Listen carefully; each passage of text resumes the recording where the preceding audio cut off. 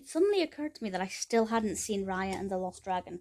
There's no real reason for that, other than it didn't necessarily appeal to me when it first came out, but I'd heard a lot of good things, so I'd always planned on seeing it. Finally, decided to sit down and watch it. Considering it's got 7.3 out of 10 on IMDb, which is a phenomenal rating for IMDb, I thought it would be amazing. And I have to say, controversially, as much as I am a massive Disney fan, I feel like the storytelling aspect didn't really match up with the visual quality. The visual quality was absolutely amazing, and I loved the concept, I loved the premise, but the actual action I felt was quite stilted. A lot of the characters felt underdeveloped, and ultimately I felt like they could have done a lot more with making it entertaining.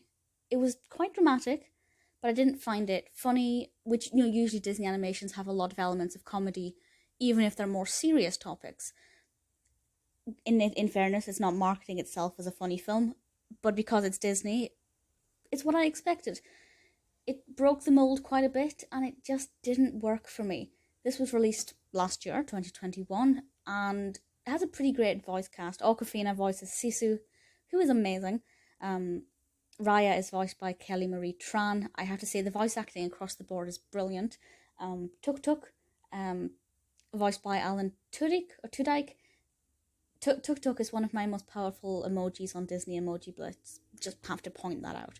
So there was a bit of an emotional connection for me with that character. But beyond that, I appreciated the animation style, but I thought the narrative, while interesting, was not very well executed. The description from IMDb is as follows. In a realm known as Kamandra, a reimagined Earth inhabited by an ancient civilization, a warrior named Raya is determined to find the last dragon. I won't go into too much detail about why this is the last dragon and what the magic of the dragons did, because it's all explained at the beginning of the film. But basically there is this last dragon, and humanity or civilization has basically ruined itself because of greed and this desperation to find this magic and take control. And I'm explaining it not very well. I will say it's very well explained in the film. It's quite a complicated subject matter, but the explanation in the film is so easy to follow that I think even younger children could get to grips with this mythology, if you like. And that is something that I will say to its credit. It's not overly complicated. Films like this often are very complicated because they're dealing with myths and legends and things that are in this make-believe world, and not all of them explain that very well. But actually I found that this realm was very well articulated, and it's absolutely to its credit. And the dialogue itself is pretty great, married with the brilliant voice acting. The adventure aspect of trying to find this last dragon, and the characters we meet. I love Sisu, absolutely think brilliant character. And Raya as well is a very well developed character, but a lot of the supporting characters I felt could have been a little bit more interesting, a little bit more exciting. Not all of them. There are some good ones, of course there are. But I just felt like a lot of it was lacking in spark. And as I said, while I like the concept, I find the action that unfolds to get us from A to B could have been a bit more detailed, a little bit more engaging. Now, this is quite a long film. For a Disney film, for a PG film, to be nearly 2 hours, it's quite long.